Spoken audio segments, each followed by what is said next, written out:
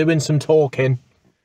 It's all the thing. It's all the rage of this thing now, talking. It's mental. It's gone viral, talking. Thanks for letting me out. And my entire face blew off because of the pressurised... Who the fuck thought that was going to go container it was stored within? The world is very loud. Please help me pay rent!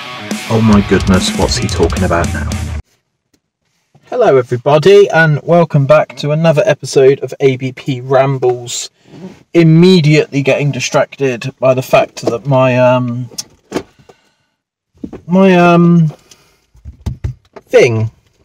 freshener seems to have completely vanished, because I usually have to take it off before I record. Anyway, this is all saved in the note app of my phone that I'm now recording this on. So I hope that I can remember off the top of my head what I'm going to talk about. But 3 things to talk about today. Hope you're all enjoying these videos, by the way. Dan, my new editor, has put a lot of work into the intro of this. So yeah, hope you like it. Right, so 3 things. We've got funny dreams that I've been having. Checking in on people, and productivity, and my personal habits and hacks for productivity and how I work from home effectively. So, first things first, we'll talk about the dreams, because they've been fucking mental lately. I think I eat too much cheese. So, my first crazy dream that I've written down, I hope I can remember off the top of my head, is Joe Rogan DM'd me on Instagram, this is obviously a dream, saying, why haven't you listened to the last 15 episodes that I've recorded? And I replied saying, what? And he was like, I've been watching you, Ben. You've listened to sort of every 10 episodes that I've ever done in the last like 6 or 7 years. Which, to be fair, I probably have. And recently you haven't listened to any of my stuff. And I'm like, what? Like, what's happening? What's going on? And he's like, Ben, I'm asking you a direct question. Why aren't you listening to my podcast anymore? So that just felt like a bit of a weird targeted dream. Speaking of targeted dreams, I had another one, which was my ex-boss from a company in a location in the UK called Ringwood, who I won't disclose because I don't want to promote his services, because I thought he was one of the worst employers I've ever had in my entire flipping life. So I dreamt that I was working there again in the office, which was barely an office. It was like a dark, dingy room full of BO and energy drinks. Not like Goat, which is like an energy drink, but without all the shit. So go over to www.goatdrinks.co.uk, have a look at all of the range, and use code BEDLAM10 at checkout. It was like sort of all the usual Monster, Relentless, Red Bull. It almost smelt, that room. It almost smelt like there'd been a spillage of energy drink, and it's like sticky. And no one had cleaned it up because IT people are lazy, lol. So the point I'm trying to make of that was, apparently in my dream, for once in his life, the boss actually came downstairs and watched the workers do some work. And he came straight up to me in my dream and accused me of having cocaine in the back of my car. I am one of the most sensible people you'll probably ever meet in that regard. So this really threw me through a loop, because I don't do cocaine. I've never done anything like that in my life. So my dream self started getting quite defensive to the boss. And I thought to myself in my dream, what's the best way I can deal with this? So I literally got my car keys, took the CEO of the company out into the car park, opened the boot of my car. An intrusive thought in my dream happened, because I've been watching Dexter again, which was kick the fucker in the back of the car, drive off and throw him into the ocean, but probably waste of fuel, to be fair. Yeah, I said, you know, there's nothing in the boot of the car. You can have a look. You can pretend you're border control and, you know, proper have a rummage through the boot, but there's currently a coat a bucket for sandcastles, which me and Casper occasionally use when we go to the beach. And at one point in my life, I didn't have anywhere to put it, so it's now in the boot of my car, and it's probably lived in the boot of my car for about 3.5 years.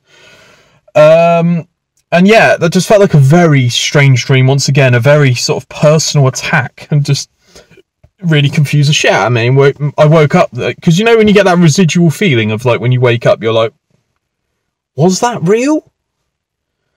No, I'm good. I've got another job. I've actually got a job that makes me happy, not depressed. So yeah, there we go. Got a new lease of life. And part of it is due to this bad boy. Third one, by far the weirdest one I've had in ages. I drove to Asda in my hometown, and I'm not joking. The entire car park was filled with corn on the cob. Like, what the fuck does that mean? Like, not one corn on the cob, thousands of the fuckers. What does that mean? I used to read dream books. My mum had a lot of them, and I used to like read them because she had them lying around. What the fuck does a car park full of corn mean? Nowadays, we obviously just Google stuff. We just check the internet and type in, you know, volcano in dream, falling off building in dream, corn in car park. To be fair, I haven't actually Googled it, so I might do that after this.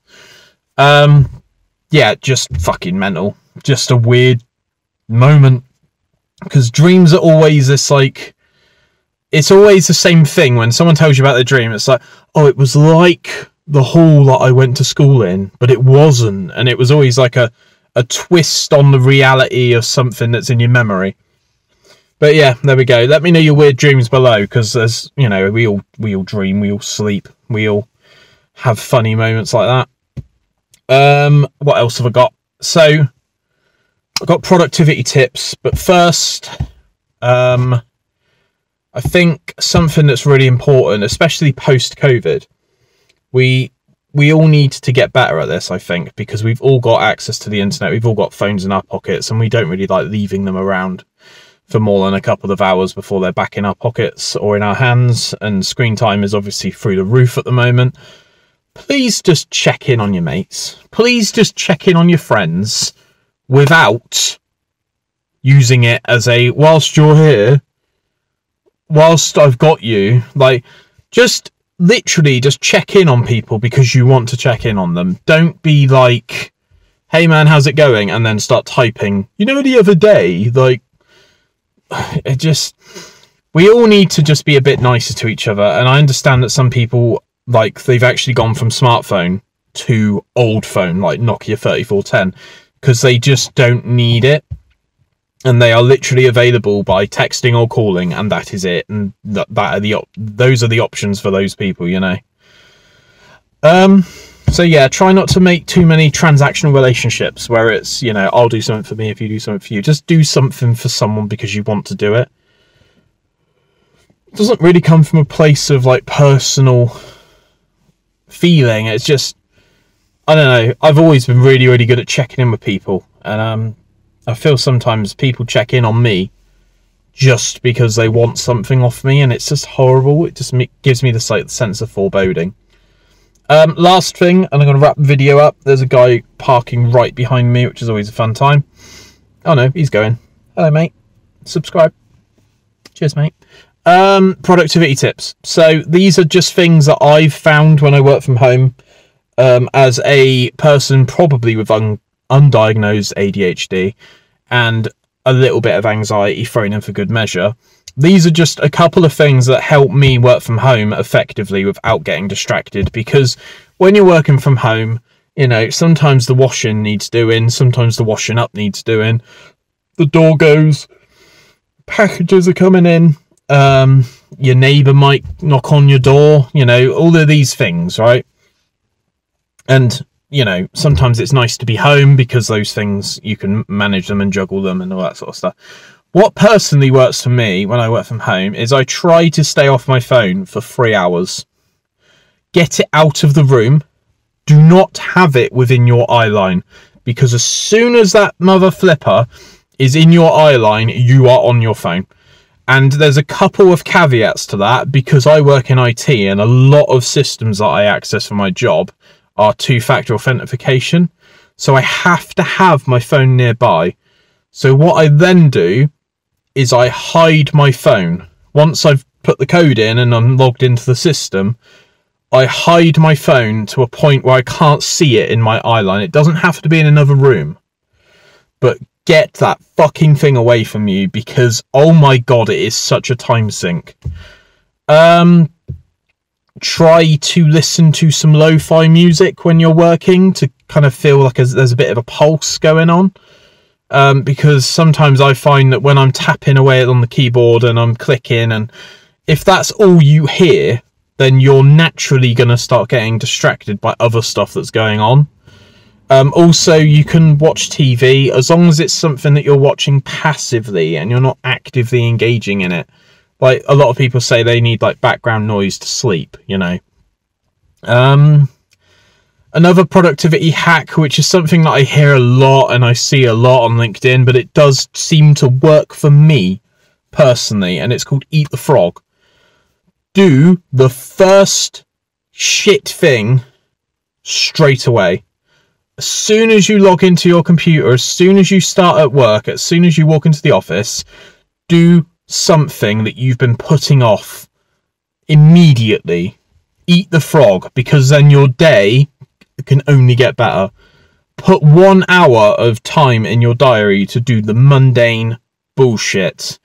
That has saved my ass so much in the past, where it's like, oh, I need to set 65 user accounts up on Windows, but I can't be bothered. Just do it. And there's another thing that comes into that as well, which is if it takes 2 minutes to do, just do it. Just get it done. Stop putting stuff off. I know it's really easy to say on a YouTube video, stop putting stuff off and do it. But if it is a quick win and it's literally like closing a call on a help desk, just do it. Just don't even think about it. Just do it. Get those low-hanging fruits out of your world and out of your head and get them done. I think that's most of it, really. I don't work from home all the time. I find it benefits me to go into the office and work from home as a hybrid person. But those are things that have personally helped me.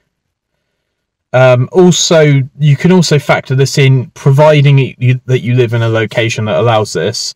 At lunchtime, go for a walk. Come back into your house after going for a walk, and you will literally feel like a new person just starting your day, because it gives you the illusion that you're commuting. And I've found that during COVID really helped my mental health, because I think after 5 days of being stuck inside, I start climbing the walls because I've got to be doing something all the time. But yeah, let me know your productivity hacks below. There's a couple of people on YouTube that are dedicated to productivity, so definitely check them out. I don't know any of them off the top of my head, but I've definitely Googled and YouTubed, searched people in the past to help my personal standing on it, because it can get out of control very quickly when you get distracted easily. When you work from home, you end up getting absolutely nothing work done, you know, work related done, and you have a nice clean flat, but you know, if your boss is watching you and monitoring what work you're doing,